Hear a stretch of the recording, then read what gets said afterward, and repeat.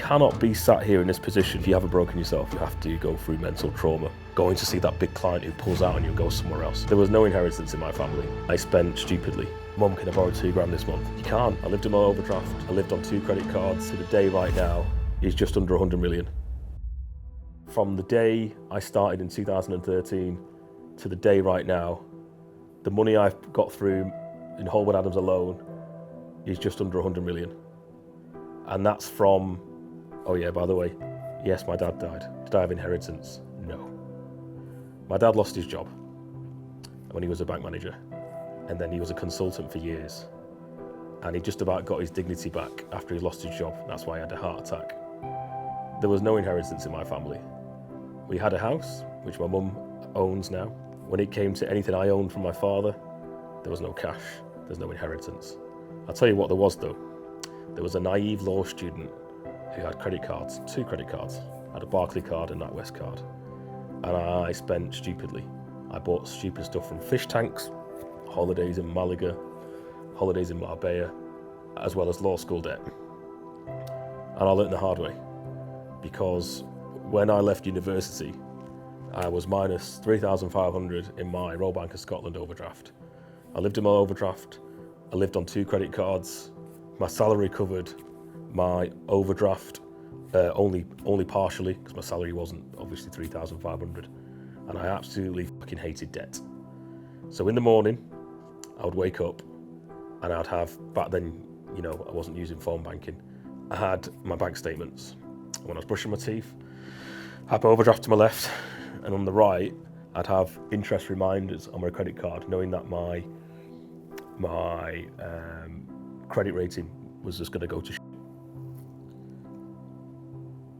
I was at that stage 26, 27 years old, and I just hated it. I was in a relationship where on a Sunday, I'd be like planning to save up for this or save up for that, and my missus would come to me and say, I've just done the financials on a Sunday. I used to dread it. And she was a qualified solicitor. I was a paralegal. I was on 16,650 quid. She was a newly qualified on a decent whack, 28 grand, 29 grand. And on a Sunday, she would get a 5 quid chicken from Morrison's, a baguette. I'd make a salad. It's going to be jacket potato, chicken, a bit of a baguette, and in a 3-bedroom house. And then that would be in his financials. And then I go to the gym, like a pay-as-you-go spitting sawdust gym, and she'd be like, I've done the financials today. And then there'd be about 50 quid left. And all of a sudden, that classic moment, which really tipped me, was on a Monday morning where I didn't have a car, because I sold the car for my business. And she financed an X5, loads of mileage on it, and it wasn't working on the Monday morning. And she went, BMW want 550 quid for this. And I looked at it, did the maths, I was like, well, we can't afford that. Then you have your family and friends, not friends, mainly family, on her side wanting to help. Every time someone comes up to me and says, I want to change my life, I don't like this debt, I've been there.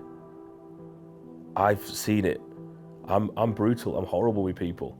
People moan at me about, I'm tired, I'm sorry, get your ass up. I'm hungry, I'm sorry, that's the words. You cannot be sat here in this position if you haven't broken yourself. If you want to be here in this seat, you have to go through pain that you've not seen before.